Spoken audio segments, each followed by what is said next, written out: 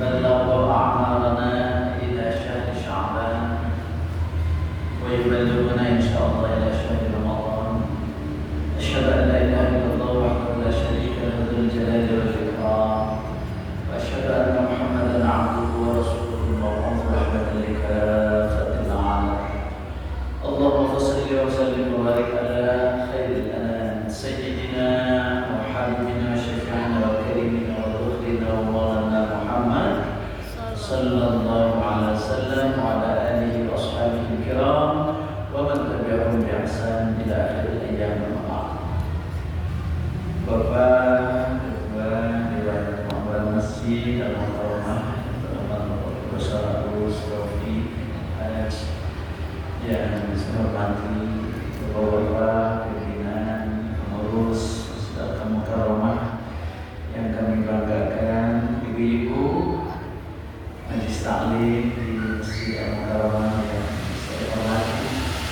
Alhamdulillah, alhamdulillah, pada kesempatan sore hari ini semoga barangkali bagi diri saya untuk memberikan kajian. Tapi alhamdulillah selama Al-Mukarramah ini ada, pernah sering kesini. Kapan? Yaitu tahun Jumat. Adalah 2 kali Jumat setiap tahun, Ramadan dan suka ada. Jadi tidak terlalu asing ke masjid ini. Alhamdulillah dibawa oleh Bapak Profesor Agus supaya ikut memakmurkan karamekeun cenah kitu. Jadi dengan basilan beliau lah saya alhamdulillah bisa sampai Masjid Al-Mukarramah. Terima kasih Bapak. Bapak Ibu yang dimuliakan Allah Subhanahu wa taala, saya kira tidak perlu memperkenalkan diri lah ibunya, Tosna, tapi sekedar kenal perlu pamitannya. Saya bersama Profesor Agus mengajar di UPI, beda jurusan saja. Jadi kalau Profesor Agus jurusan Cimahi, nanti jurusan lain. Saya di jurusan pendidikan bahasa Arab. Siti Rahmah. Oh iya ya, lama. Jadi kalau sudah lama marilah dosen antara kemana-mana gitu ya. Mahasiswa sama mahasiswi yang berubah-ubah gitu. Atau teman-teman biasa hadir bisa silaturahmi hari ini. Jadi alhamdulillah dengan wasilah bahasa Arab itu, jadi saya bisa mengaji gitu ya. Bisa mengaji Al-Quran, bisa mengaji hadis, bisa mengaji kitab-kitab para ulama. Alhamdulillah. Jadi ini semua karena berkat bahasa Arab. Jadi jangan ragu-ragu kalau ibu punya anak memasukkannya ke jurusan bahasa Arab, ibu. Insya Allah pintar ngawas. Pintar ngawas. Baik, Bapak Ibu, kita memanfaatkan waktu mungkin sampai jam berapa ya? Jam 5 ya? Ya, 1 jam kan? 1 jam mudah-mudahan cukup untuk membahas ihwal tentang bagaimana kita menyiapkan diri memasuki bulan suci Ramadan. Karena Rasulullah SAW selalu mengajak para sahabatnya untuk mempersiapkan lebih awal supaya Ramadan ini fit, supaya Ramadan ini sudah siap segalanya. Maka mulai bulan Rajab sudah diingatkan para sahabatnya untuk mempersiapkan diri memasuki bulan Ramadan dengan doanya, Allahumma barik lana fi Rajab wa Sya'ban wa balighna Ramadan. Ya Allah, limpahkan kepada kami keberkahan. Keberkahan itu begitu luas. Karena makna keberkahan adalah ziyadatul khair, nambah kebaikan. Setiap bertambah kebaikan berarti itu keberkahan. Berkah dari segi apa? Ya segala. Berkah tubuhnya sehat, karena semakin baik semakin sehat. Finansialnya baik, tambah rezeki dan barokah. Karena tidak mungkin kita bisa berkarya beribadah tanpa finansial. Berkah dari segi apanya lagi? Tambah-tambah ilmu terus.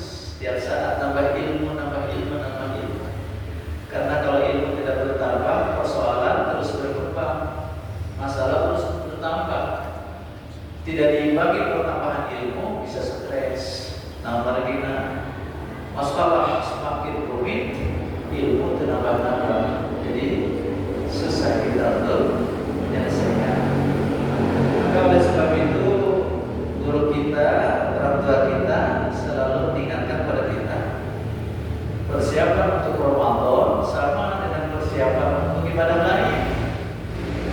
Ibadah haji misalnya, maka dikenal dengan istilah 3F gitunya. 3F atau 3P? 3F. F pertama apa? Fisik. Jadi fisik kita ini harus barokah. Kita persiapkan di bulan Rajab ini supaya sehat. Karena Al-Quran menginginkan kita ini menjadi manusia yang senantiasa menjaga kesehatan, menjaga kebersihan. Itu sangat penting. Sampai-sampai makanan pun diperingatkan oleh Allah. فَلْيَنْظُرِ الْإِنْسَانُ إِلَى طَعَامِهِ. Hendaknya setiap manusia itu memperhatikan dengan penuh penalaran, dengan penuh serius tentang makanan yang dia makan. Di saking pentingnya makanan untuk kesehatan. Begitu pula tentang kesehatan luaran kita harus terus jaga. Ya, innallaha yuhibbut tawwabin wa yuhibbul mutatahhirin. Allah cinta pada orang yang bertaubat dan cinta kepada orang yang menjaga kebersihan.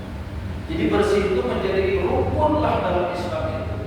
Iman kita tidak sempurna tanpa kebersihan.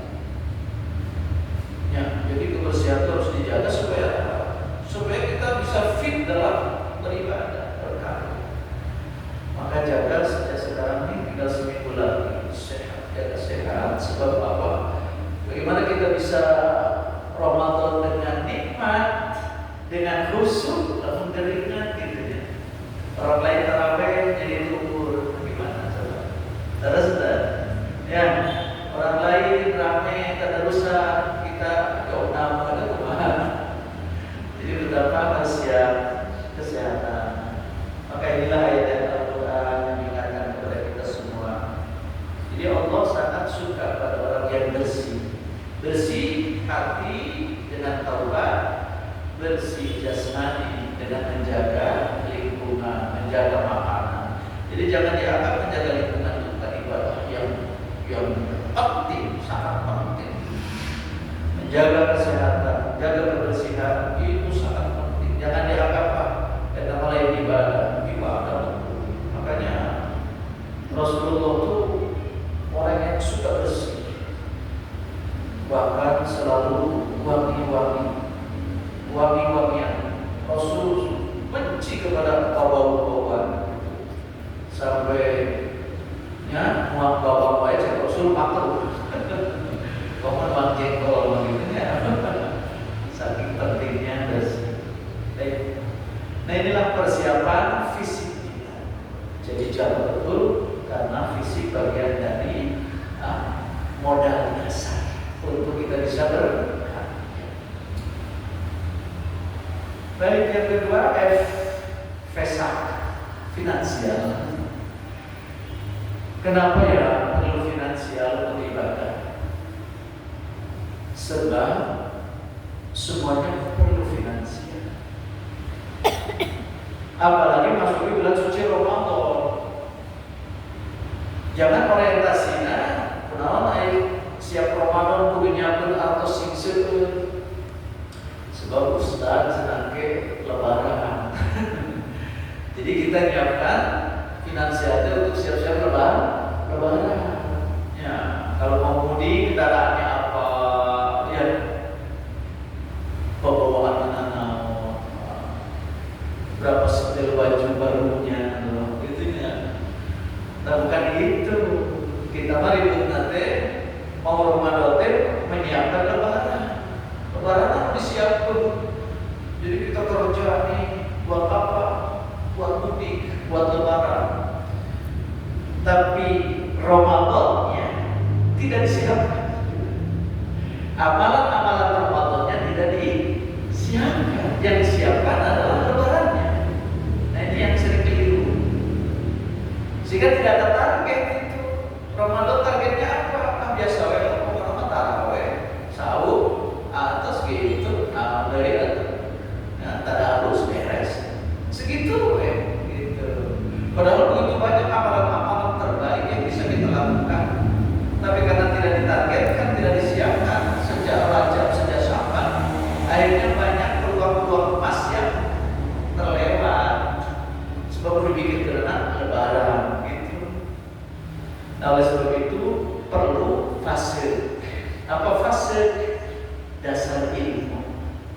Sebab tanpa ilmu ibadah kita sia-sia. Begitu kan? Jadi syarat diterimanya amal itu dua. Satu, niat karena Allah. Dua, ikut aturan Allah gitu. Jadi dua syarat diterima amal ibadah itu. Satu, niat karena Allah. Dua, ikut aturan-aturan yang ditetapkan oleh Allah Subhanahu wa Ta'ala. Ini pentingnya pasuk. Jadi fisik harus sehat, fasad harus siap. Sebab Ramadan adalah waktu di mana Rasulullah amat sangat dermawan, lebih dermawan Rasulullah dibanding dengan bulan-bulan lain. Jadi ajwadun nas fi Ramadan.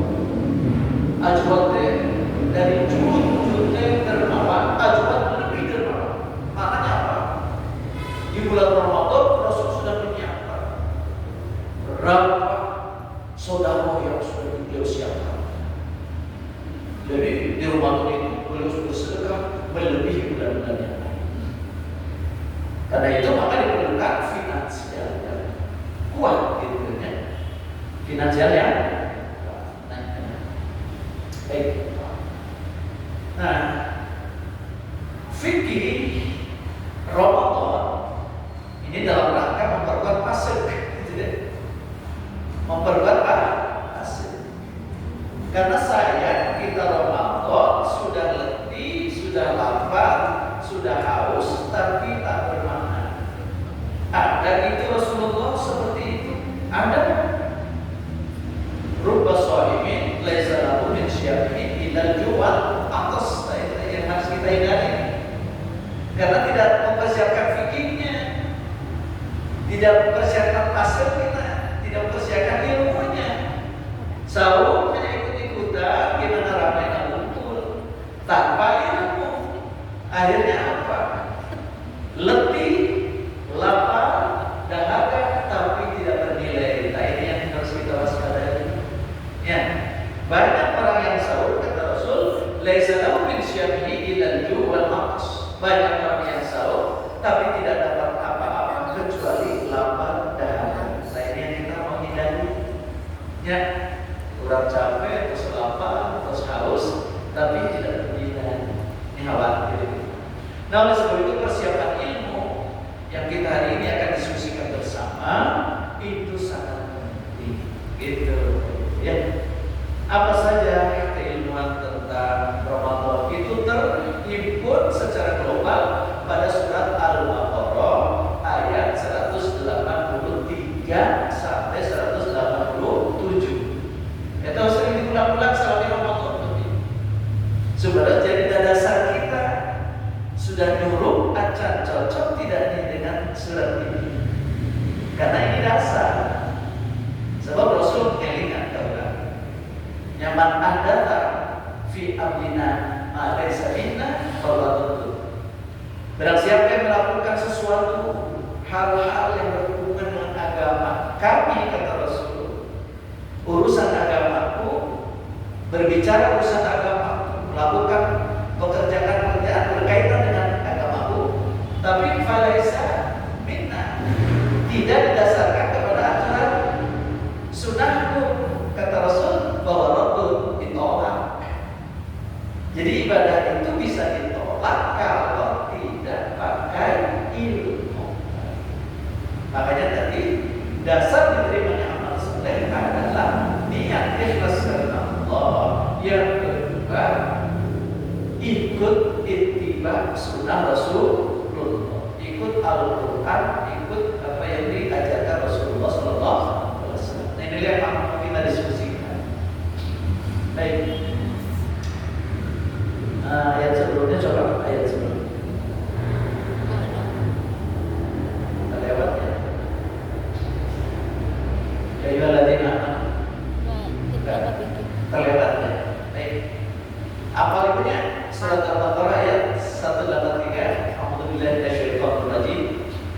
Ya ayyuhalladzina amanu kutiba 'alaikumus siyam kama kutiba 'alal ladzina min qablikum kama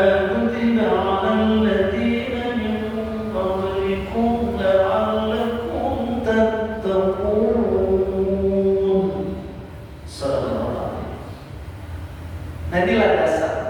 Ya ayyuhalladzina amanu, seluruh orang mukmin, di mana saja, kapan saja, ya, seluruh orang mukmin. Kutiba alaikumus syiyam, diwajibkan atas kamu syiyam. Kama kutiba alal ladzina min qablikum, sebagaimana yang pernah diwajibkan pada umat-umat sebelum kamu. Ujungnya la'allakum tattaqun. Ini kita pahami 3 kata kunci di sini. Pertama iman, 2 syiyam, 3 taqwa. Ini kait mengkait. Apa sih akarnya iman itu? Supaya kita benar dalam iman. Ternyata menurut filologi Arab, sebelum ada Al-Quran, kata iman belum ada. Aman itu cara ayat. Sebelum Quran itu di bahasa Arab yang ada al-amnu, aman. Jadi hanya kata amnu yang ada, amnun, aman. Lalu terjadi Quranisasi bahasa Arab. Nah gitu. Jadi bahasa Arab tadi Qurankan, diislamkan. Dulunya jahiliyah bahasa Arab tetap, lalu diislamkan sesudah Quran turun. Itulah yang disebut Islamization of pengislaman bahasa Arab. Salah satunya aman, dibuat dari kata aman menjadi amana yu'minu iman. Apa hubungannya iman dengan aman? Ternyata iman itu sebuah kerja hati dan harus diwujud dalam kerja nyata. Jadi iman rupanya tidak cukup percaya. Kalau percaya dalam bahasa Arab pakainya yakin, itu percaya. Tapi kalau iman lebih dari sekedar yakin, sebab sudah menjadi kata kerja. Amanah, proses untuk mencari aman, gitu Pak. Jadi kalau kita telusuri secara filologi, iman itu adalah suatu upaya usaha untuk mencari rasa aman. Gitu Pak. Berapa yang aman di dalam hidupnya? Tapi tidak cukup percaya, harus sampai pada mempercayakan. Nah, itu. Jadi iman tidak sekedar yakin, percaya, tapi harus ada proses mempercayakan. Sehingga aku ya cari di dia. Nah, bagian kul banyak kesini boleh kan dia. Nah, mempercayakan kepada kursi sasaran dia. Nah, makanya aman bisa berurutan gitu. Itu saya iman kepada kursi ini ketika yang ada begitu tidak takut saya jumpa gitu. Berarti itu iman. Contoh misalnya ibu di sini merasa aman tidak dengan bangunan ini? Aman kan? Makanya kita datang lagi di sini sholat, khusyuk, kadang-kadang tidur, kadang-kadang merek. Sakinah, nyaman, aman. Sebab apa? Ibu bapak percaya bahwa desainer bangunan ini sudah orang yang hebat, gitunya. Bahan-bahannya yakin kuat. Maka dengan percaya, desainernya orang ahli, arsiteknya orang ahli, kemudian bahan-bahannya juga dipercaya oleh kita, bahan-bahan yang kuat, maka kita merasa aman sebab sudah percaya kepada bahan-bahannya yang kuat dan mempercayakan kepada si arsiteknya bahwa ini malah ambruk. Terus coba Bapak Ibu yang mendesain ini tukang bubur, jangan pernah diajar arsitektur. Nunggu bangunan, tukang gojek, mahal. Mahal kurang lebih itu ambruk. Ada tidak bangunan yang tiba-tiba ambruk? Ada. Ya, itu. Tapi kenapa kita sekarang ini merasa aman di sini, duduk, sholat, tidur? Karena kita sudah percaya dan mempercaya. Sama perjalanan ibu, bapak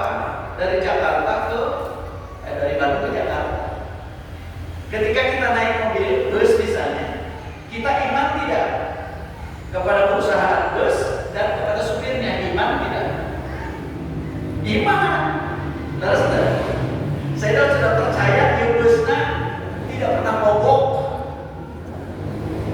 rodanya tidak pernah lepas, ya, remnya tidak pernah blong, supirnya jam terbang tinggi, bukan tukang mabok, atau karena diajar kamu nih percaya. Maka kita naik busnya aman nyaman tidak? Aman nyaman sampai bisa nurutan ke Jakarta, saking amannya. Nah itulah maka iman kepada Allah maknanya bukan sekedar yakin Allah ada, tidak cukup, tapi harus mempercayakan totalitas kita, keselamatan keamanan hidup kita kepada Allah Subhanahu wa Ta'ala. Bagaimana mempercayakan diri kepada Allah? Seperti tadi kita mempercayakan kepada supir, pasti ada aturan-aturan. Cek supir teh, adanya ulang buka jendela terus ngeluarkan sirah nurut. Cek supir teh ulang dibuka ya terpantau nurut. Cek supir teh ulang acara-acara kerja di bus teh nurut. Nah sebabnya hayang aman. Terus jadi kita pun iman itu percaya, yakin dengan hati, tapi harus mempercayakan totalitas kehidupan kepada Allah dengan melalui apa? Ikut kumaha yang Allah. Ikut kepada ragu-ragu yang Allah siapkan. Maka ketika Allah mengatakan ini lakukan, nambah sebab abdi wayang hidup aman. Lalu kata Allah ini jangan ya saya hindari sebab takut cilaka lamun melanggar Allah. Maka seorang mukmin yang iman, yang percaya dan mempercayakan totalitas hidupnya, keselamatan hidupnya, dunia sampai surga nanti, dia ketika diseru oleh Allah Subhanahu wa Ta'ala, sami'na wa ata'na. Saya dengar Allah dan saya taat. Itulah hakikat iman. Makanya orang yang sudah beriman ketika diperintahkan oleh Allah selalu siap, tenang dia. Sebab apa? Sebab yakin saum yang diperintahkan Allah kepada saya ini dalam rangka menyelamatkan diri saya, bukan akan mencelakakan diri saya. Tapi kalau untuk iman ke Allah diperintah saum siun, kumaha lamun itu tua berbuka kelapa atau berlapar maut. Makanya banyak orang yang ketakutan berpuasa, terus ya banyak yang takut sebab tadi tidak percaya dan mempercayakan. Padahal kata Allah, semua tatanan aturan peribadatan yang Allah buat itu bukan untuk kepentingan Allah, justru karena Allah sayangnya Allah kepada kita, maka diberi rambu-rambu sehingga Pak polisinya ke pengguna jalan, ya, ngade kecepatan kurangi, pudunan di kilometer 82, pudun sudah mulai jangan terlebih 80 km per jam. Nurut orang aman, dia masih oh tidak murah. Halo, kata saya. Nah, oleh sebab itu ketika diperintahkan saum kita siap, tidak pernah takut mati, tidak pernah takut kelaparan. Kenapa? Sebab yang memerintahkannya adalah yang menciptakan kita. Yang memerintahkannya adalah zat yang paling lebih sayang pada kita daripada diri kita sendiri. Diri orang kadang-kadang ternyata karena diri saudara. Halo, ayo saudara. Ada tenang. Ya, mabok lah ya. Kenapa mabok tidak boleh? Ya Allah kaulah. Tapi lu dibikanya anak, lu dibikanya Allah. Ayo mabok, kok cilaka. Betul tidak? Kata Allah, cari uang dengan cara halal supaya aman.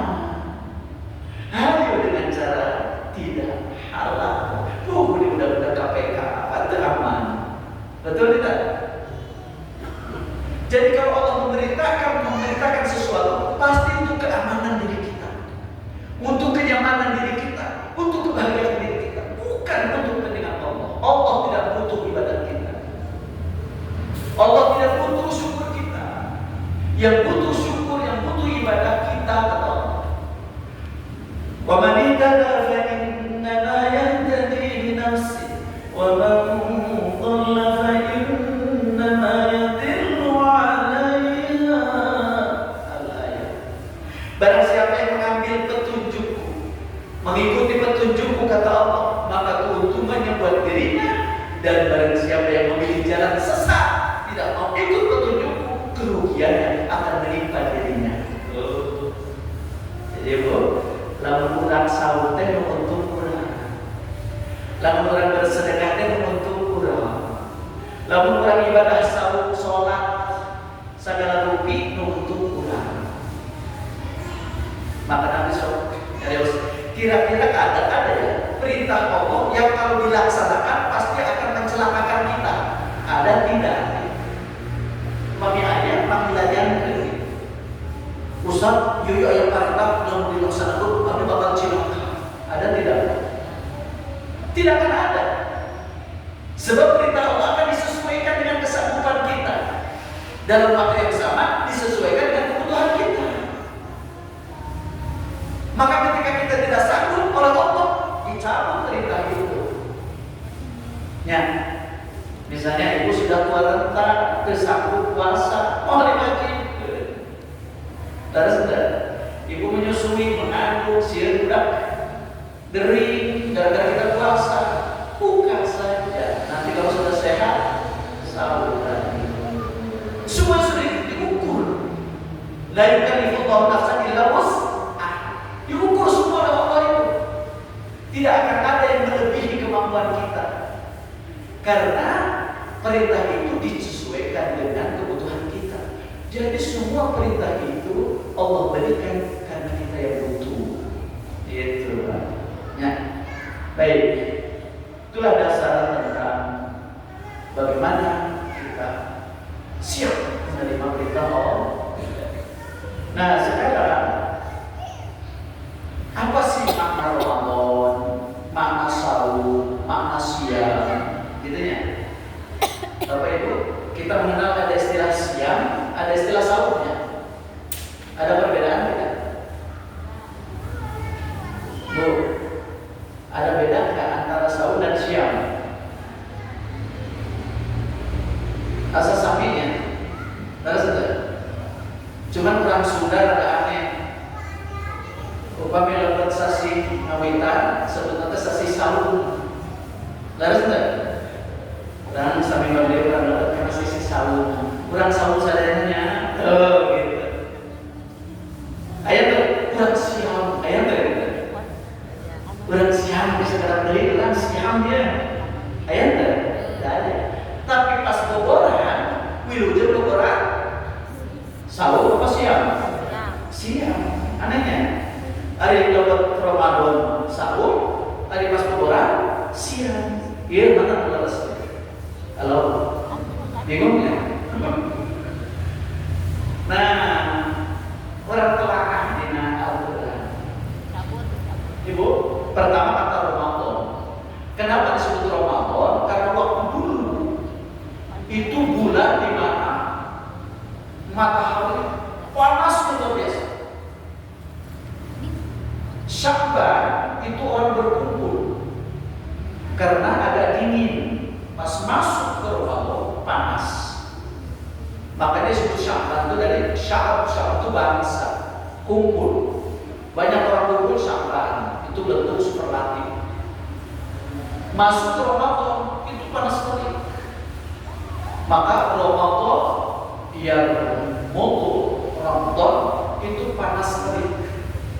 Ar-Ramadan yuridu irham, membakar. Jadi Ramadan disebut Ramadan karena waktu itu secara fisik panas terik. Nah sekarang kan tidak, karena kan yang menentukan itu perjalanan perputaran bumi mataharinya tentang musimnya. Maka maknanya menjadi makna metafor.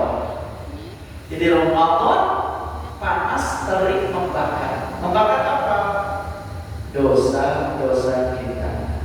Maka itulah disebut Ramadan betul-betul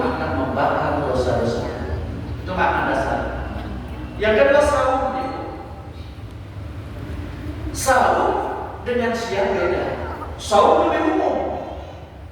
Saum itu al-imsak an kulli syai'. Menahan diri dari segala hal itu saum. Kita mau berjalan ditahan uratnya, saum. Kuda sudah lari ditahan oleh kita, saum. Jadi kita tidak bergerak, saum. Kita tidak berangkat ke mana-mana, saum. Tidak makan ya saum juga. Tidak minum saum juga. Kalau kita menahan, apapun upaya menahan diri dari sesuatu, itu namanya saum. Artinya saum lebih umum. Nah, dalam Al-Quran ada disebutkan sekali, yaitu di surat Maryam ketika Siti Maryam pulang melahirkan Nabi Isa alaihissalam di pohon kurma, nyumput ngelahirkan nanti sebab dituduh zina, jadi ngelahirkan nyumput. Tapi tetap saja kan harus pulang ke rumah. Nah, ketika bawa jabang bayi dari kebun kurma ke rumah, takut siur orang pada mencemooh. Oh, kamu ya punya anak haram, begitunya hasil zina. Maka akhirnya oleh Allah Subhanahu wa taala diperintahkan untuk saum. Apa saumnya? Tidak berkata-kata selama 3 hari. Ada itu saum. Jadi tidak berkata-kata selama 3 hari. Terus bagaimana ya Allah ketika ditanya, ini anak siapa? Kata Allah, suruh menjawab saja anakmu. Maka bayi yang bisa dicatat sebelum besar masih bayi, salah satunya adalah Nabi Isa. Jadi beliau yang menjawab bahwa aku ini anak ibuku, dan ibuku ini bukan pezina. Dia orang mulia, terhormat, wanita salehah. Itu dibela oleh bayi Nabi Isa alaihissalam. Itulah saum. Jadi saumnya lebih umum. Nah, siam ini spesifik dalam Al-Quran berkaitan dengan ibadah ritual kita, yaitu menahan diri dari makan, minum, hubungan seks dengan niat. Karena Allah mulai dari terbit fajar sampai terbenam matahari. Nah, ini karakter siam dalam Al-Quran kaitannya dengan urusan ritual kita. Kata sendiri, ya. Jadi siam lebih spesifik. Nah, kenapa orang Sunda ngambau dua-duanya, siam mongko saum mongko? Pinter kata kecil. Kenapa? Karena yang boboran yang beres siamna. Maka dirujuk boboran siam. Yang boboran beres siamna, yaitu tidak makan, tidak minum sejak terbit fajar sampai terbenam matahari. Tapi saum nama itu dipikirkan. Apa saumnya? Menahan diri dari segala yang dilarang oleh Allah Subhanahu wa taala, itu saum. Memang bukan siam, karena siamnya terbatas tadi. Siamnya maboboran, tapi saumnya tidak boboran. Kudu terus justru siam ini harus melahirkan saum, yaitu kesanggupan untuk mengendalikan diri dari segala yang dilarang oleh Allah Subhanahu wa taala. Datang deh, nyambung ya antara siam dengan saum. Makanya tidak boboran saum, dan boboran saum nama cateres terus itu saum, justru itu. Nah, inilah yang disebut takwa. Jadi takwa itu adalah sebuah upaya pengendalian diri dari yang dilarang oleh Allah SWT. Wujudnya apa? Yaitu ketika Allah memerintahkan, kita laksanakan, supaya perintah-perintah Allah ketika kita laksanakan, kita akan mampu mengendalikan kemuliaan hidup kita, akan mampu mengendalikan akhlak kita, akan mampu mengendalikan menjaga kebaikan kita dan tergelincir kepada dosa. Oleh sebab itu takwa itu menjalankan perintah, meninggalkan yang dilarang. Inilah buah daripada siam. Harus sampai pada saum yaitu upaya pengendalian diri.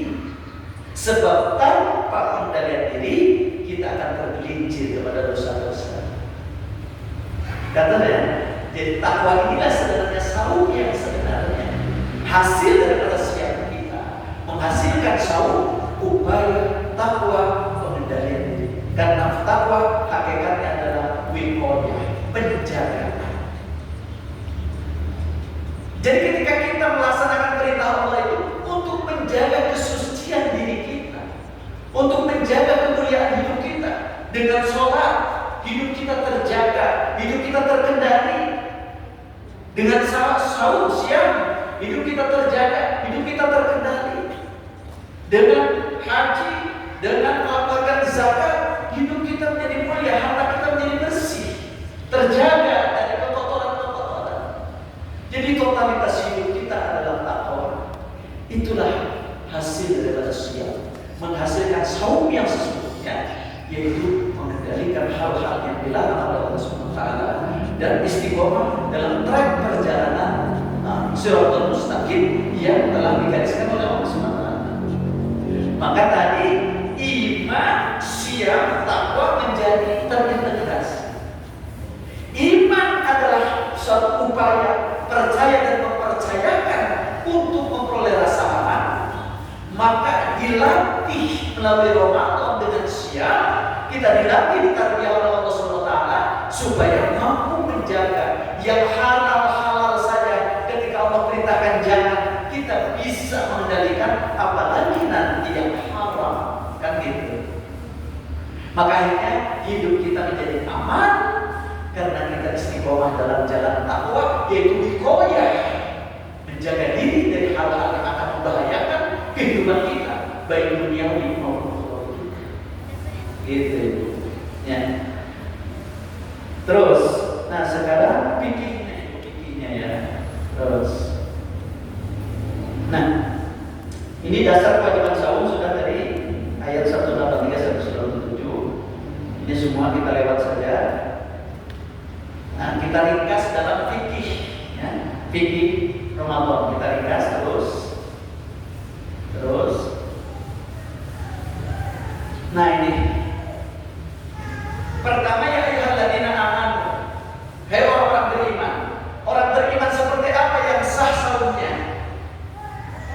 Maka dirinci oleh para ulama fikih, yaitu yang sudah muslim, yang balik, yang berakal sehat.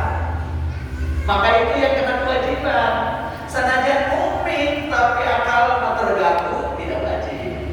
Sanajan mukmin tapi misalnya tadi itu belum balik, tidak kena. Itu rincian fikih. Kalau fikih mah lebih melihat lahiriah, Bapak Ibu. Fikih mah melihat lahiriah. Bagian batiniah mah itu tidak diurus oleh fikih. Itu diurusnya oleh al-ihsan, oleh sufistik. Maka ada Islam sufi, ada Islam fikih. Islam fikih mah yang berhubungan dengan itu saja, wajib, haram, haram sunnah, makruh itu. Tapi jeroan mana daripada ruh sholat, ruh saum, itulah sufistik, kebersihan hati. Tapi harus dipadukan. Makanya nanti kita akan ketemu dengan ini syarat sahsiah. Syarat sahsiah pertama niat di malam hari, harus setiap malam. Tapi Ustaz gimana ya, mau disekaligus? Boleh. Jadi kita malam pertama niatnya, pertama niat sekaligus 1 bulan, yang kedua niat 1 hari esok. Maka di awal tuh suka mengatakan nawaitu shauma ghadin syahra Ramadan, atau nawaitu shauma syahra Ramadan fardhan lillahi ta'ala. Abdi niat saum salami bulan Ramadan karena Allah. Nah gitu, supaya sekali itu nanti di 1 malam kita lupa niat, sudah dapat oleh niat satya. Jadi nawaitu shauma syahra Ramadan hadis sana lillahi ta'ala, fardhan lillahi ta'ala. Saya niat puasa selama Ramadan ya fardu karena Allah. Nah gitu deh. Kalau pakai bahasa Indonesia gitu ya. Nah itu saum syahrul Ramadan hadhihi sanah tahun ini lillahi ta'ala karena Allah. Masing-masing terus ya. Baru ditambah ya niat harian. Niat harian biasa kita ya. Nah itu Godin tapi esok itu kan Godin apa yang tadi awalnya diganti syahrul Ramadan. Nah itu syahrul Ramadan ya gitu. Nah niat. Kemudian takhir urusannya syahrul Ramadan tadi itu. Nah untuk semua Godin ya ada ifat syarif hadis sana ya gitu ya fadl ta'ala. Nah jadi tahun ini bulan Ramadan, esok hari bulan Ramadan tahun ini itu harus dipastikan untuk membedakan niat saum fardu yang lain, karena ada saum fardu selain Ramadan. Apa? Kifarat ya. Kalau hubungan suami istri di bulan suci Ramadan itu wajib saum kafarat 2 bulan berturut-turut. Makanya hati-hati bulan bisnya. Nah, imsak. Syarat sah saum imsak. Apa sih imsak itu, Pak? Berapa imsaknya 10 menit sebelum puasanya. Terus enggak? Bahkan hari petang, Ustaz kamu tos kapuping imsak cenah tiasa kene itu lalu tuang. Tiasa kene teh. Bapak tos imsak tuh tiasa kene ngaleut teh. Nah eta salah kaprah. Ada tos imsak maaf tos teh kayak gini. Bener. Sebab imsak itu makna siap al-asyam al-imsak. Saum itu maknanya imsak, menahan diri anil akli wasyurbi wal jima, menahan diri dari makan minum itu imsak. Lamun kene yang masih biasa tuan cari imsak teteh. Awas ya. Jadi 10 menit sebelum imsak, sebelum subuh itu mah bukan imsak, persiapan imsak. Salah kaprah. Imsak. Encan selesai sama imsak mah pas subuh ada nok kayak imsak. Karena imsak itu menahan diri dari makan minum. Adi acan dur mah fajar menyingsing belum terbit mah yang masih kena saum namanya nalika mau imsak. Nanti ya sok imsak tuang kelam tapi ada gitu katanya ya. Jadi jadwal imsak teh lepas kata imsak mah subuh kata imsak kita imsak teh subuh.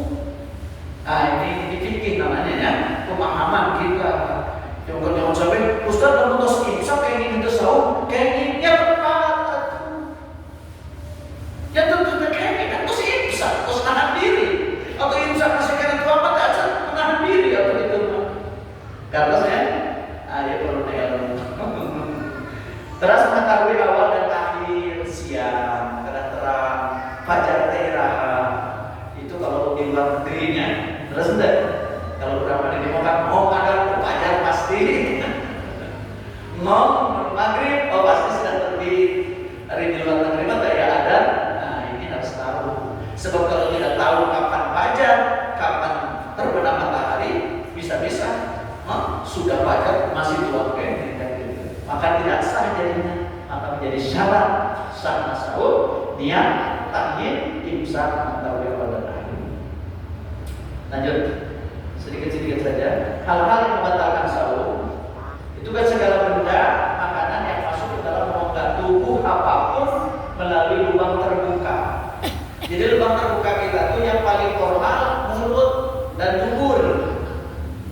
Tapi bagian kubul depan oke lubang, nggak boleh masukkan sesuatu. Telinga juga lubang, kemudian hidung juga lubang. Apapun benda masuk ke lubang-lubang terbuka membatalkan sahur.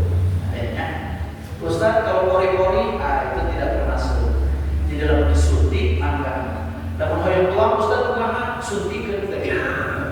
Ulah, kalau niatan kamu tuang ada ya.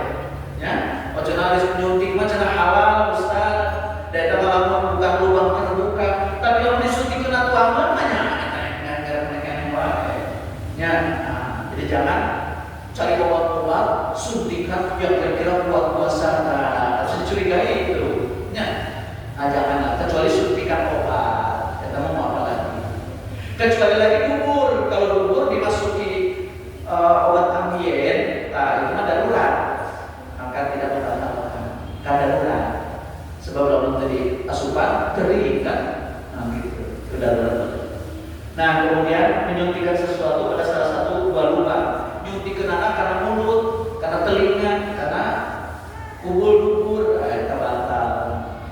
Muntah yang sengaja, bersukur dengan sengaja mengeluarkan mani melalui hubungan intim maupun sentuhan langsung tanpa penghalang. Tapi lalu mau penghalangan Cina itu batal. Langsung tanpa penghalang, gitunya.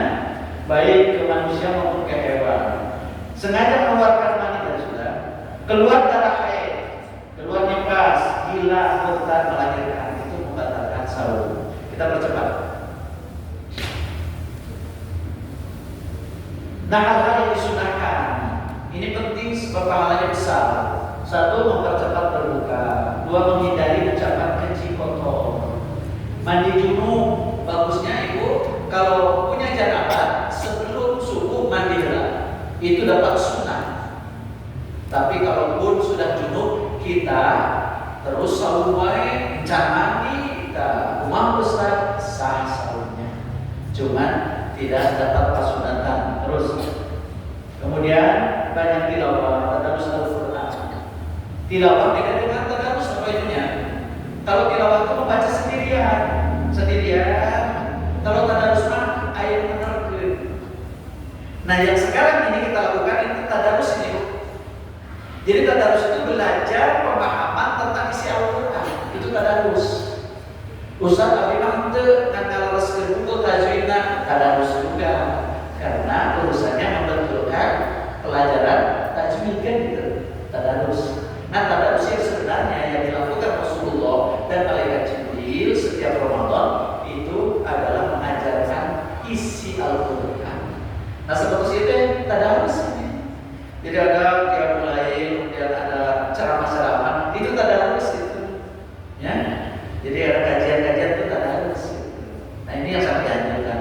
Kemudian qiyamul lail, sholat tarawih. Nah, kemarin Pak Prof di Masjid Baru Tauhidin, Ustaz cenah di dieu mah durder wae cenah tarawih teh, durder kumaha? Ieu rakaat salat aya nu yang opat-opat terus tilu, aya nu 2 tilu, aya nu 2 hiji cenah. Kumaha ieu teh durder wae? Dicatat kok di fikih-fikih nya, terutama mata Syafi'i. Alhamdulillah terus diseragamkeun. Begini, ada 2 hadis yang populer untuk tarawih. Satu hadis Siti Aisyah.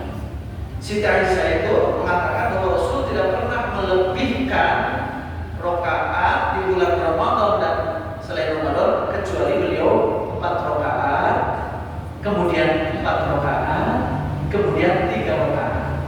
Ini dipahami oleh sebagian orang 4 rakaat salam, 4 rakaat salam, 3 rakaat witir salam. Jadi 3 dihijikeun, 4 dihijikeun, 1 salam, 4 yang kedua dihijikeun, 1 salam. Ternyata ini bertentangan dengan hadis dari Ibnu Abbas. Hadis Ibnu Abbas, sholatul lail kata Rasulnya lillah. Sholatul lail matna-matna. Ini hadis qauli. Hadis ucapan Rasul. Yang tadi hadis fiqih, pekerjaan Rasul. Ya, terjadi pertentangan. Kata Ibnu Abbas, saya kalau melihat Rasulullah yang mulai itu selalu 2 rakaat salam, 2 rakaat salam. Kalau begitu pertentangan dengan hadis Siti Aisyah. Kata Majmu'ul Fatawa dari ulama Timur Tengah kita baca, ternyata itu dugaan yang salah kaprah. Yang dimaksud 4 rakaat bukan 1 salam, tapi 2 rakaat lalu tahiyat salam berdiri lagi 2 rakaat, kemudian tahiyat salam baru istirahat. Jadi 4 itu di rakaat keempat ada tarwih. Nah, ini makna tarwih. Tarwih itu sholat banyak istirahatnya. Yang kedua, tarawih itu sholat malam yang pelan-pelan, terus. Ada di kampung mah, ongkoh tarawih 23 rakaat 7 menit beres. Tarawih dari mana? Tarawih itu harus pelan-pelan. Bacaan Rasulullah itu Pak, rakaat pertama itu 117 ayat surat Al-Baqarah. Oh. Jadi Al-Baqarah itu 2 rakaat, makanya lama 2 rakaat. Ya. Karena ayatnya panjang-panjang, maka para sahabat tidak sanggup ikut cara Rasulullah. Akhirnya oleh para sahabat dipecah-pecah menjadi beberapa rakaat supaya banyak istirahatnya. Sebab lapor ayatnya panjang-panjang cuma 11 rakaat, waduh letih berdirinya karena saking panjangnya ayat. Maka dipecah, ayat panjangnya tetap tapi dipotong-potong oleh penambahan rakaat. Jadi munculnya penambahan rakaat ini mensiasati supaya jangan terlalu lama berdirinya. Saya kekurangan ayatnya. Akhirnya makin kesini makin diperbanyak oleh para sahabatnya. Sampai ada para sahabat itu dia mulainya rakaat itu sampai 36 rakaat. Gitu Pak. Ada berapa rebutan nanti rokaat nampak cepet-cepet, bacaan lebih cepet lagi daripada rokaat. Nah itu bedanya kita dengan para sahabat. Nah oleh sebab itu bilangan rokaat tarawih tidak ada batas, tidak ada batas.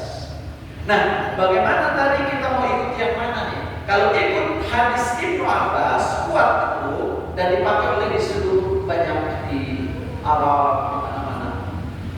Atau ikut hadis Siti Aisyah yang pemahamannya jadi keliru, yaitu 443. Nah, kata saya kalau mau ikut sahabat Ibnu Abbas, pahami hadis Siti Aisyah itu bukan 4 rakaat 1 salat, tapi 2 rakaat, kemudian berdiri lagi 2 rakaat, baru istirahat, sehingga dianggap 4 rakaat.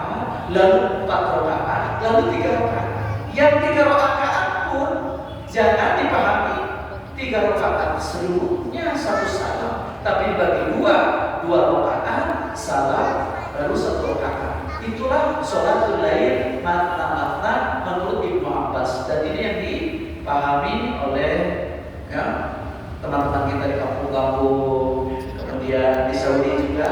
Jadi Saudi belum pernah sholat witir 3 rakaat 1 salam, tidak pernah ada. Cuma witirnya 1 rakaat, sehingga yang 10 itu semuanya tarawih. Nah, tapi hadis Rasulullah yang tarawih ada juga yang 11 kan? Nah, 11 rakaat tarawih witir, 11 rakaat witir. Ternyata tidak 11 rakaat terus, ada tidak. 2 rakaat salam, 2 rakaat salam, baru terakhir 1 itu 11 rakaat witir namanya. Maka di kampung-kampung juga dipakai itu. Nah kita rumah ada Ustaz terus biasa obat-obat tilunya, terus nyamaka, ya berarti memahami hadis apa nih? Hadis Siti Aisyah 443 dimaknai 4 rakaat salam, 4 rakaat salam. Nanti tim selesai 4 rakaat salam, jangan langsung berdiri imamnya, istirahat di situ, ngopi tolong. Yang apa? Yaitu zikir, wirid, doa, terus ya doa, zikir, doa, zikir, doa, zikir. Nah baru nanti mau 4 rakaat berikutnya baru cekal, jangan sampai terus kayak imam teh 4 rakaat beres cekal dulu. Nah berarti daya tarawih. Sebab makna tarawih adalah rawah yurawihu tarwih, mengistirahatkan badan dari sholat, istirahat benar. Kenapa jadi tarawih? Jamak. Tarawih jamaknya tarawih. Kenapa? Karena selama tarawih banyak istirahatnya, maka banyak tarawih sehingga tarawih.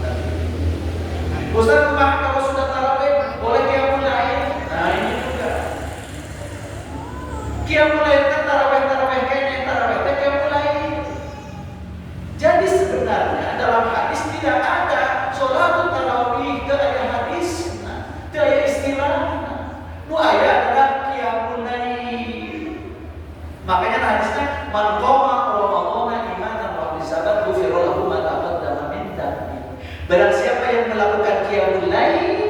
di bulan Ramadan, maka dosa-dosanya akan dihapus yang sebelumnya. Istilahnya koma, tidak tarawah. Dan ayat dan hadis man tarawah fi Ramadan, ya, ghufirallahu ma taqaddama min dzambihi. Kenapa disebut tarawih? Karena Rasul qiyamul lail di luar Ramadan dengan di Ramadan beda. Di Ramadan qiyamul lailnya lebih intensif, lebih lama. Maka perlu istirahat. Maka disebut tarawih. Kalau di bulan Ramadan, Rasulullah tengah istirahat biasa, ada ke atas dulu. Nah, kalau memang terasa dengan kalian atasnya, terasa dengar sedikit deh. Nah, terasa terus. Nah, maka nanti qiyamul lail boleh nanti sudah tarawih malam nanti mau nambah lagi berapa Ustaz? Saya cukup nah.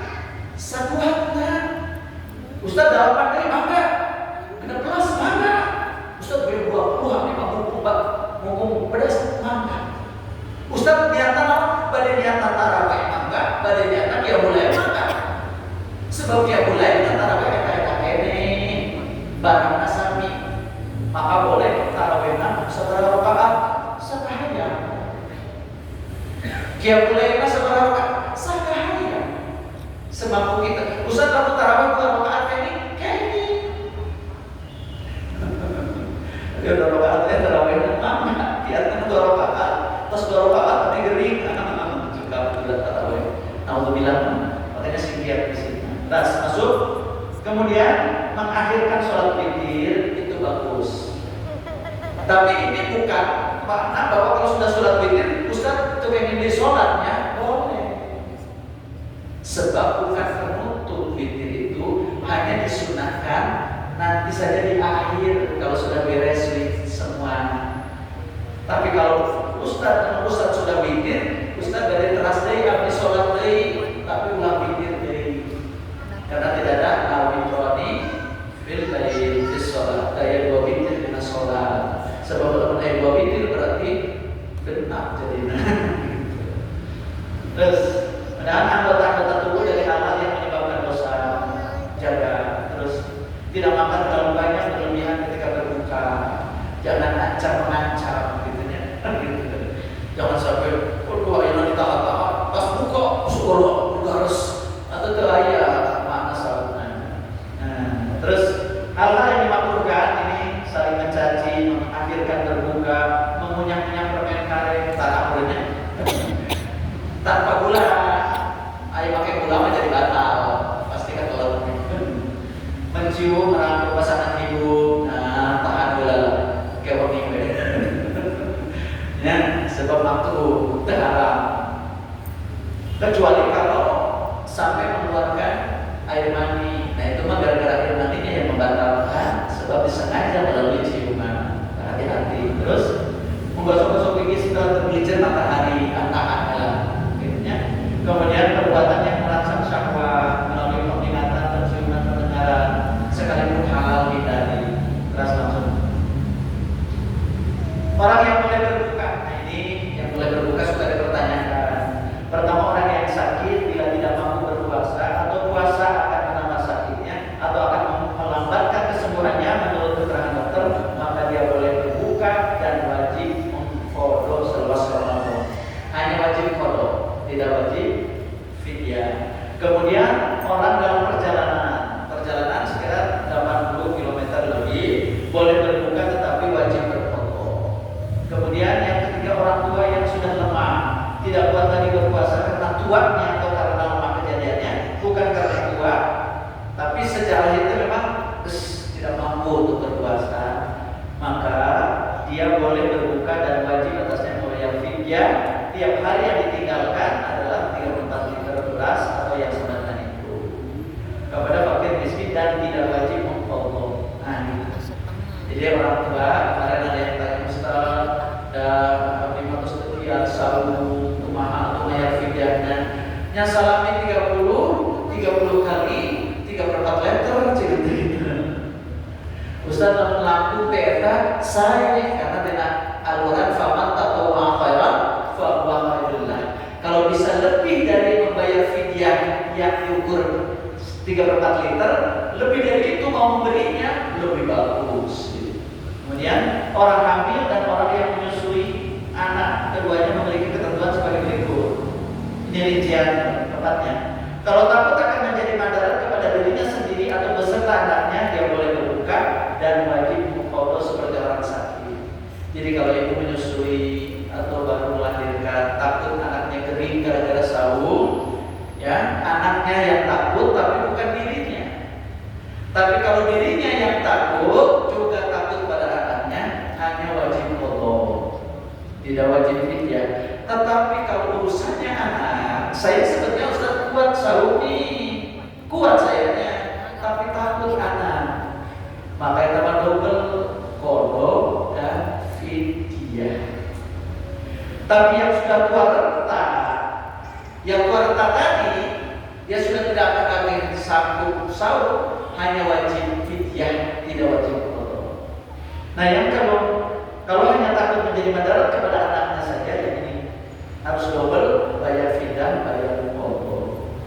Nah, itulah saja barangkali gambaran secara umum. Kalau ada pertanyaan, maka pilih ya, tahu skillnya terkait dengan iktikaf. Sebenarnya ada masalah iktikaf juga itu, ada urusan Lailatul Qadar juga, apa disampaikan atau dipertanyakan saja? Maka urusan Lailatul Qadar silakan kalau mau nanya-nanya. Urusan iktikaf gimana gitu.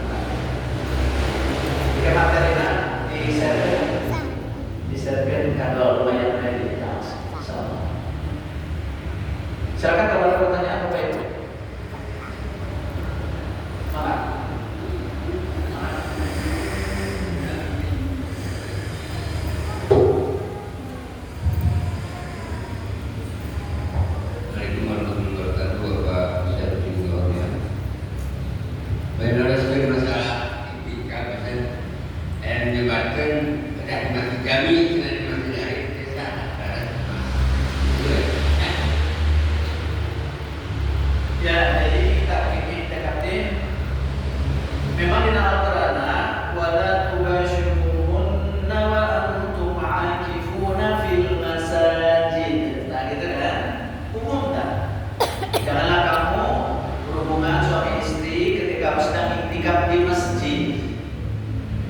Maka masjid itu kan tempat sujud.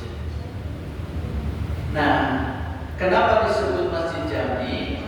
Itu afdoliyahnya memang di masjid jami. Masjid jami itu masjid tempat berjamaah Jumat, gitu kan?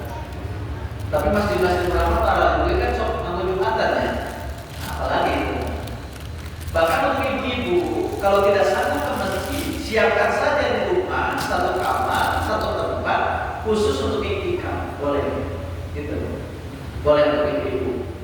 Tapi bapak-bapak bagus di masjid, masjid jami bagusnya. Tapi kalau masjid alim sebenarnya boleh-boleh juga, asal tempat biasa sholat Jumat gitu. Jadi masjid tempat sholat Jumat. Alhamdulillah masjid-masjid di kita mah ya semua dipakai sholat Jumatnya. Kecuali musola-musola alim aja bumi beda-beda. Dan itu mah pakai kita kira afdol, tapi insya Allah biasa. Kan afdol yang nama di masjid jami. Maka wilayah itu. Ibu-ibu sudahnya lengkap, tidak ada masalahnya. Jadi iktikaf ibu, iktikaf itu banyak pendapat. Ada yang mengatakan iktikaf hanya terjadi di 10 malam terakhir bulan Ramadan dan wajib 10 hari. Nah, yang berpegang kepada aturan ini dia tak mau kemana-mana. 10 hari terus masjid itu kemana-mana. Ada yang mengatakan lagi bahwa iktikaf itu boleh, tidak harus full 10 hari. Bahkan sehari bisa niat iktikafnya 10 kali. Lepas ke masjid yang iktikaf keluar dulu. Berarti batal lah iktikafnya. Iktikaf apa? Hari tadi niatan terus beres kan berarti. Oke, lepas tuh jam sekian, awal itu iktikaf dari. Tak pada umum pada umumnya itu ngambil yang ini menurut mazhab Syafi'i.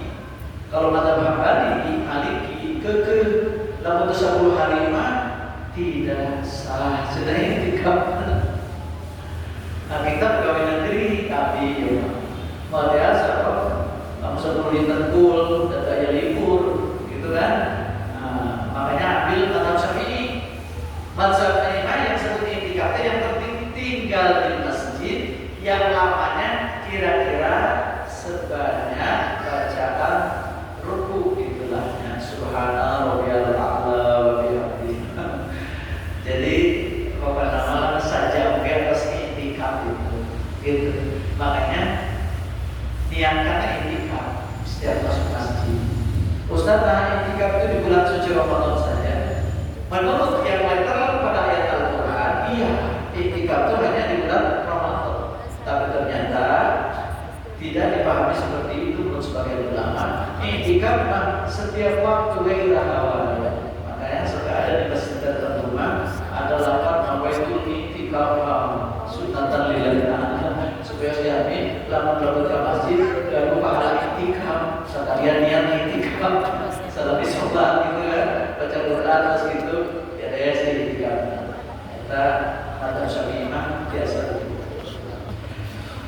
Saya kira cukup nanya apa minus daya perasaan ibu mau saya merana pilih ibu macam apa teruskan tertunda enggak. Assalamualaikum warahmatullahi wabarakatuh. Waalaikumsalam. Sebenarnya dua hal yang ikhtilaf dalam penentuan awal Ramadan. Kedua dalam penentuan awal buka atau maghrib di Bandung. Ada awal buka sebagian orang dengan secara goyah, secara tidak langsung. Dan juga sebenarnya dia bahkan pada produk secara sains pengetahuan. Jadi ada takluk di sana, kemudian terang dia tidak dengan sains pengetahuan. Kedua yang berhilang dalam ini masalah pembuatan. Kalau Kementerian itu menerapkan koreksi atas waktu maghrib atau 5 menit dari ibadah sebelumnya. Karena ada ketinggian katakan sedangkan proses dalam itu beliau tidak setuju. Dia hanya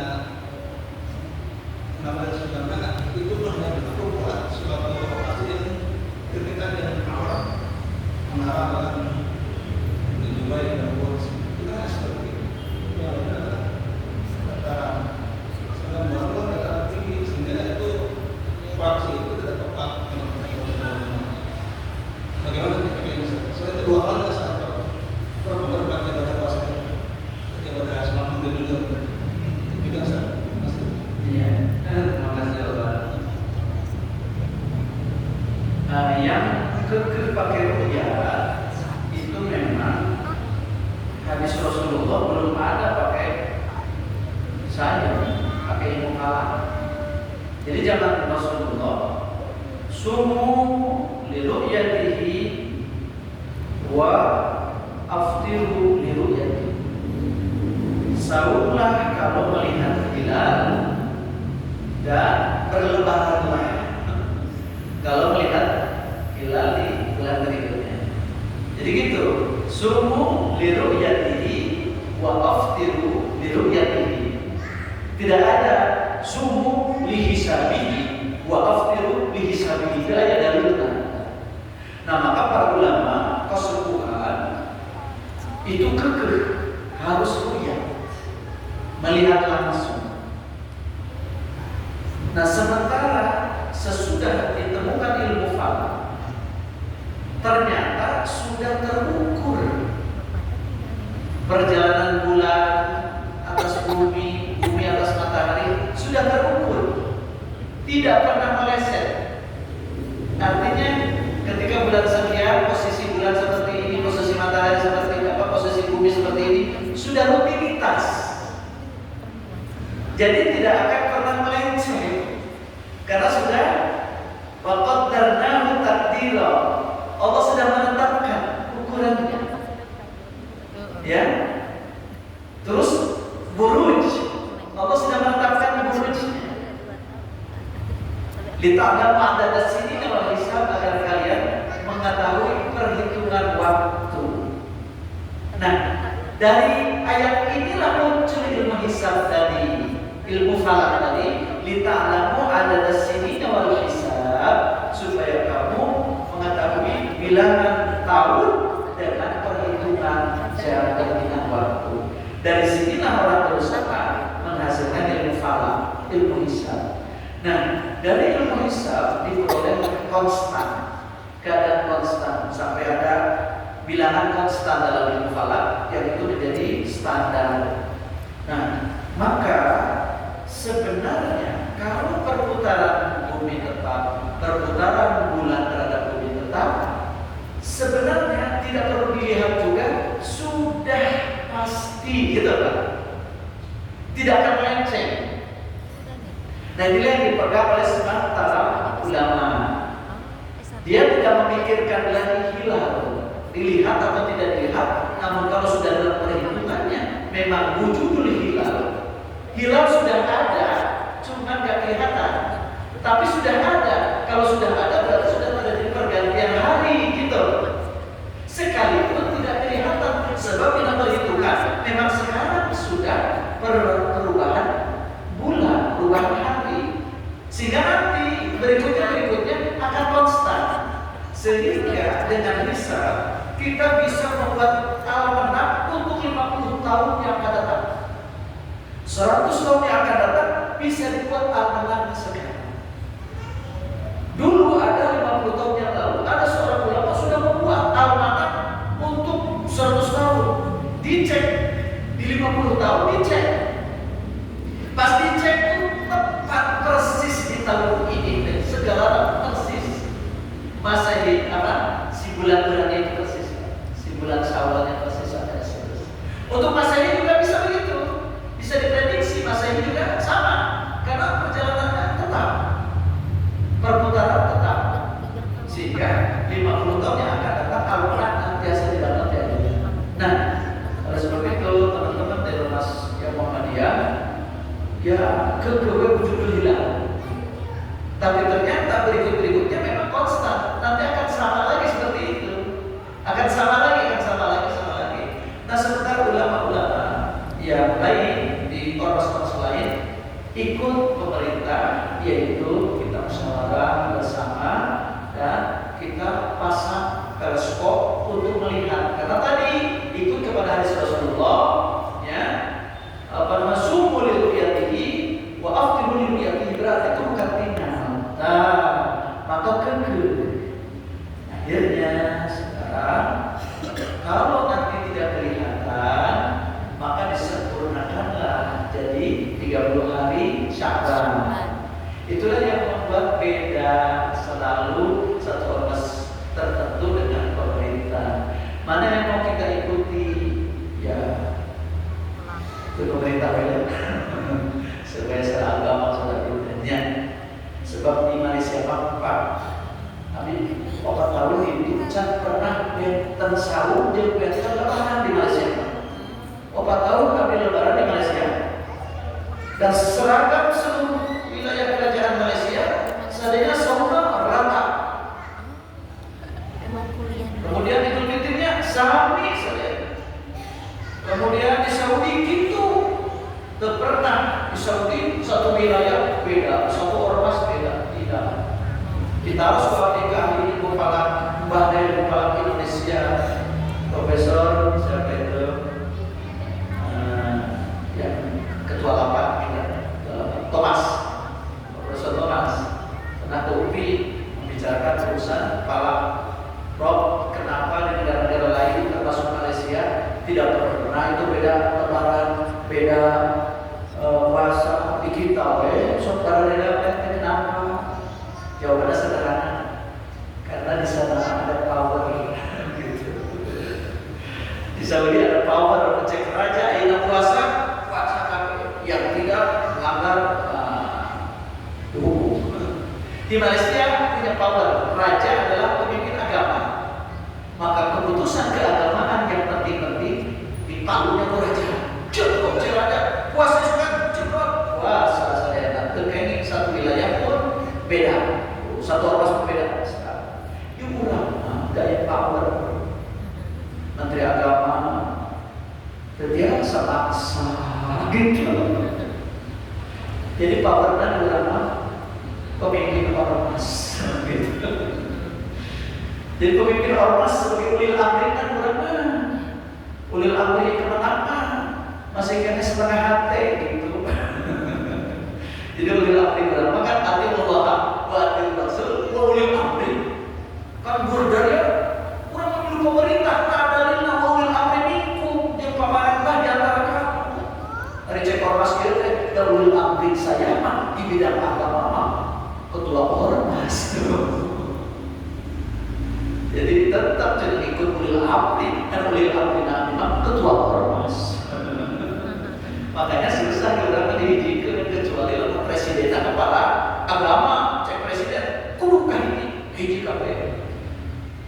Bisa tidak di Indonesia terbiasa. Nah, mengenai maghrib tadi, sebenarnya ukuran maghrib bisa subuh kan di zaman Rasul belum ada jam kan?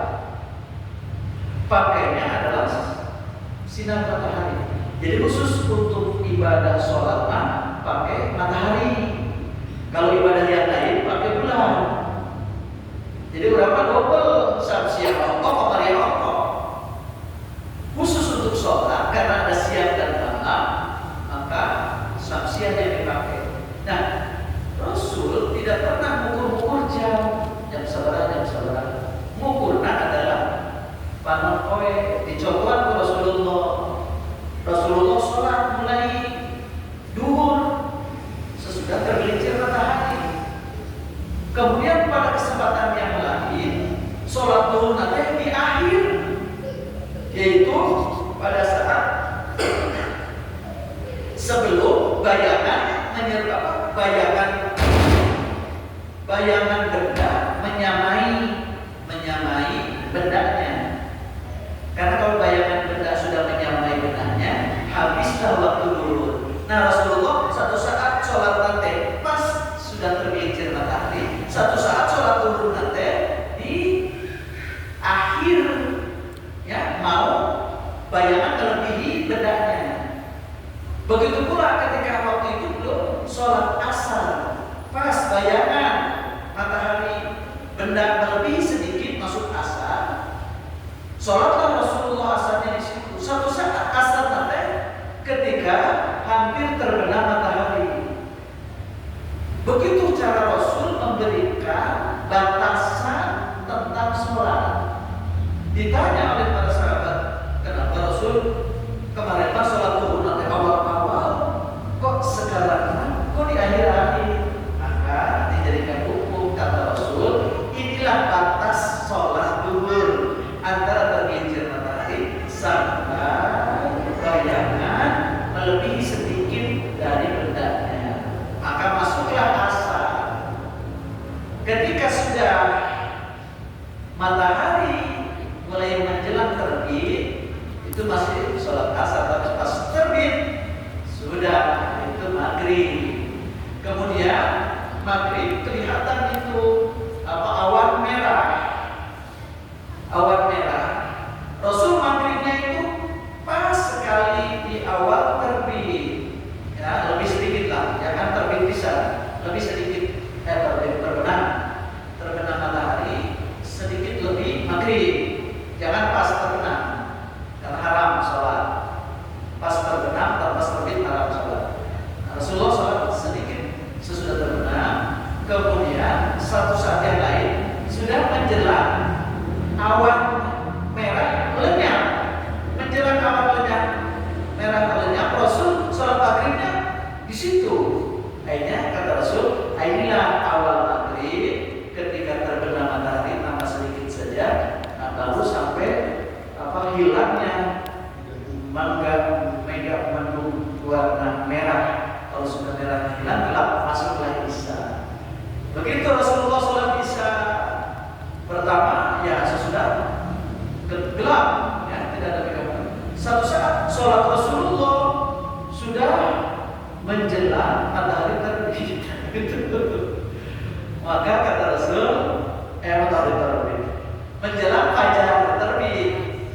Maka itu menjadi ukuran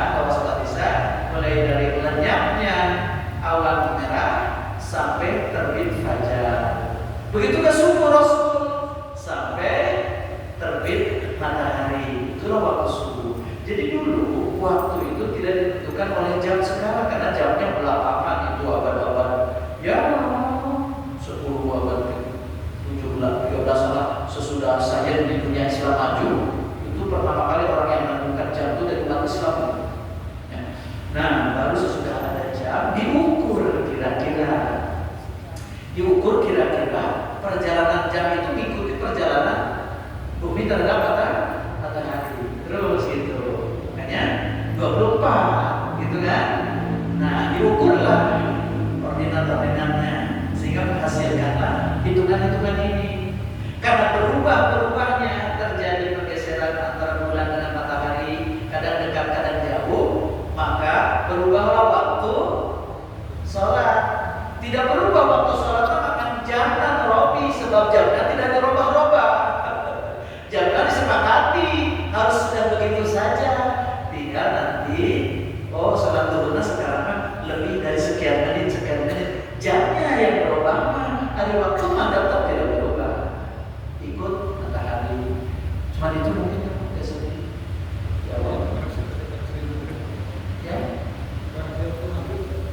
Ya, tarik sepatu maghrib ya.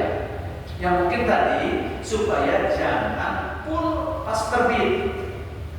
Sebab ketika terbit matahari tidak boleh kita sholat.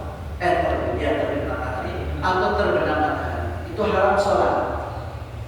Maka akhirnya mungkin supaya tidak pas dengan itu, akhirnya dikritisi atau dikoreksi sampai sekian ditambahnya. Nah mungkin di sini persoalannya yang berbeda-beda. Nambahnya seberapa menit dari terbenam matahari itu. Ini barangkali yang menjadi polemik mungkin ya. Tapi asal jangan terlalu lebih nambahnya. Mungkin itu aja.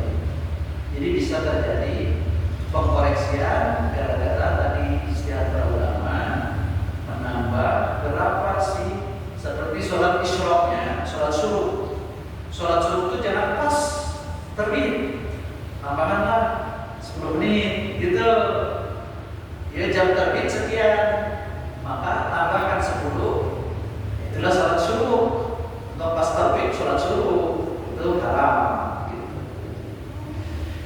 Alhamdulillahnya akhirnya kegambilan setelah maghrib buka rupanya itu barangkali problemnya cakap dulu mau apa kalau ada kurang-kurang maka di SMS di WhatsApp kan. Tapi insyaallah nanti ini materinya di-sharingkan kalau nanti dibaca-baca ulang ada hal yang mau ditanyakan saja lewat WhatsApp insyaallah kita sharing bersama. Dominan bisa kita pakai dulu suwun saya dari Allah Subhanahu wa taala kiranya ketika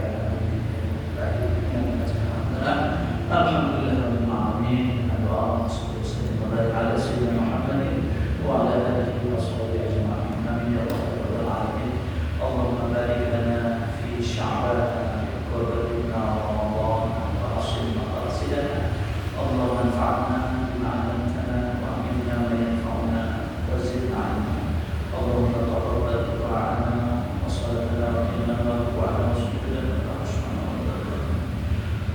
kami berserah ya Allah,